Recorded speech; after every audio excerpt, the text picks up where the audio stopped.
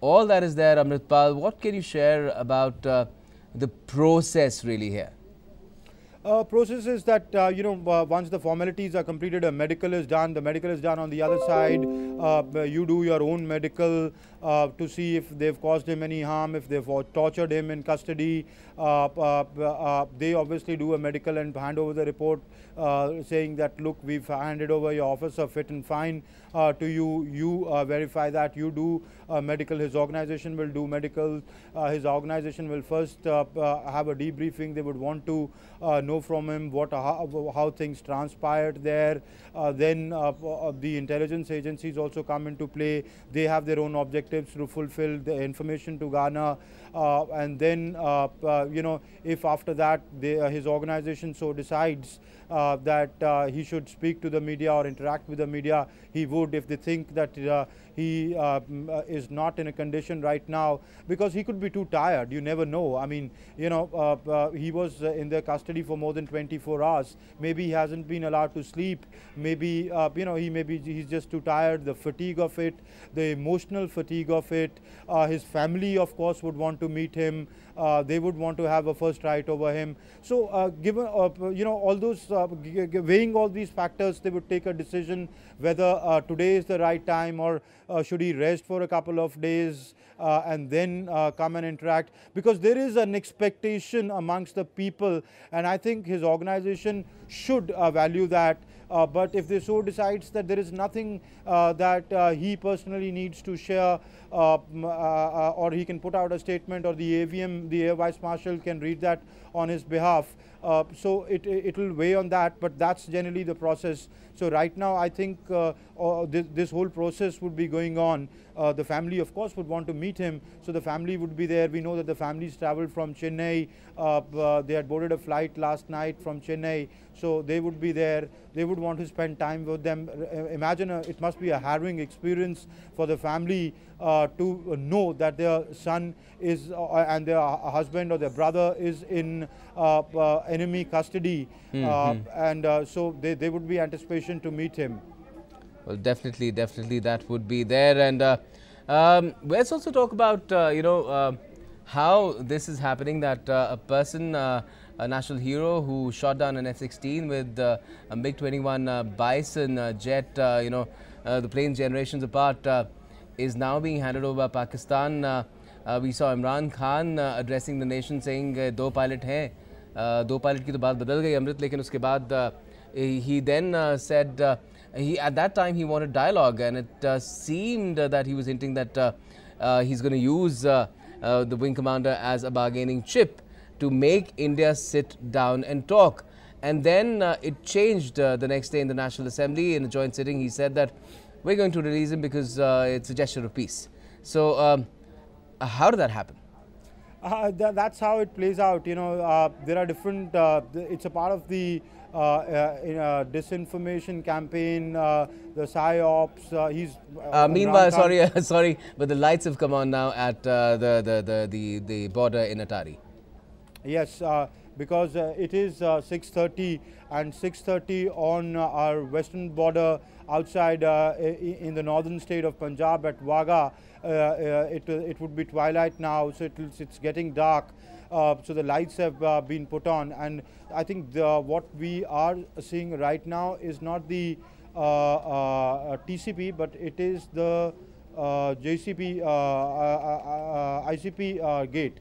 This is not the Indo-Pak gate. This is the ICP gate, the integrated, the checkpost where once goods go over to the other side. Yes, customs controlled facility. The customs controlled, right?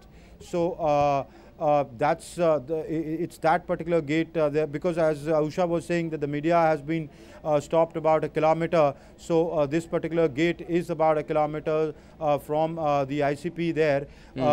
So right now this is lights have been put on anyway. So I was saying, you asked me a question about how Imran Khan's change of stance. Imran Khan, one thing you need to understand, that Imran Khan is reading from a script. Second, written by the GHQ general headquarters, that's the army headquarters in Rawalpindi. So they have their stated objectives. They have their unstated objectives. They have, what is called as tactical moves, which change on how the other side responds. Hence the change in Khan Saab's version. But I think Imran Khan wanted to first, use that, as you say. He could have been trying to use that as a bargaining chip. Then India sends a message across that, look, we are not in for any sort of negotiations. If you think this, our stance has been, we are open to talks, but terror and talks cannot go together. Unless we see verifiable and credible action against dismantling the terror network that operates out of your country, there is no point talking. Talks cannot happen for just talk's sakes. They have to have an objective of a forward movement. And so there's no point going around in circles. Then Imran Khan would have thought that let's take the moral high ground, that look, we are a great professional army, a country with a large heart. We handing over India, its officer who was caught on our soil. So therefore, to show that it was an aggression or violation of their airspace by India, and once it was there, the Indian Air Force pilot plane was shot down. The pilot ejected and landed in their territory. So he would have tried to take the moral high ground, but clearly it's not cutting much ice with the international community. These are things that Pakistan would have had to do anyway, and if it did not, he would have abdicated his responsibility in international law. They are signatories to the Geneva Convention. It's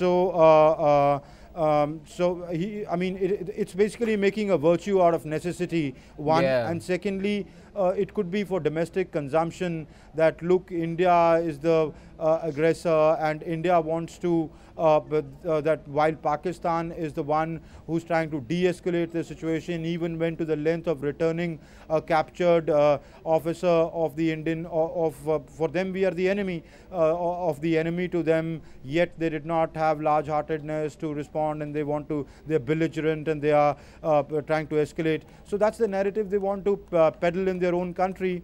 They are free to do so. And let me add, they're doing that at their own peril. Today we also saw Prime Minister saw and heard him very, very clearly mentioning that we are proud of Wing Commander Abhinandan when he was addressing that rally in Kanyakumari, since and he mentioned that he's from Tamil Nadu as well. And he also spoke about how it's a new India when it comes to combating terror. He had hinted about a pilot project yesterday, but today he was quite unequivocal about speaking about not just the Wing Commander, but also India's stand, the drawing of new lines, Lakshman Rekhas, as far as terrorism, ordained from across the border is concerned. That's true. When the Prime Minister says that he's proud of Wing Commander Abhinandan, he's only echoing the sentiment of the nation. He's just saying what the whole nation is feeling right now, and the whole nation is feeling this emotion with a lot of intensity, because here is a man who lands, goes, strikes the Pakistani military, brings their F-16 down, lands in their territory, conducts himself bravely, with valor, with honor, and that man is coming back to his motherland. So the whole nation, that emotion, when the Prime Minister mentioned that, he echoed that sentiment of the nation. When the Prime Minister spoke about at Kanyakumari about how new lines are drawn, that is true. If you look at post Pulwama, what has happened is that the narrative earlier was, the position was, terror and talks cannot go together. Post Pulwama attack, that counter-terrorism strike, that non-military preemptive strike, was that Pakistan should finish this terror network, this terror infrastructure. If they don't, we will. So that has been added. And the subsequent actions, the cabinet decisions of yesterday, the CCS deciding to ban the Jamaat-e-Islami, Jammu and Kashmir, the crackdown on Hurriyat leaders, the whole security narrative now is that, the space that was given if it impinges upon the territorial integrity of the nation, it shall not be tolerated. Talks India is open to with Pakistan, provided it stops terror. Even within Jammu and Kashmir, all sort of voices are allowed, are permissible, engagement can happen, but if it impinges on the basic integrity and sovereignty of the nation, it shall not be tolerated. The Jamaat-e-Islami Jammu and Kashmir is the head work of radicalization and extreme radicalization of the youth of Kashmir. It is a fundamental organization of which, from where Hurriyat draws its fuel, it is also the organization of which whose militant wing is the Hizbul Mujahideen. Separatism and radicalization is what they do as their non-stated agenda. So banning them for 5 years is a decision they took. So basically now they're trying to, the whole narrative is changed, that the new narrative, that is the new lines that you're talking about that are being drawn, are that the new fight against terror will be within the parameters of dialogue, open dissent,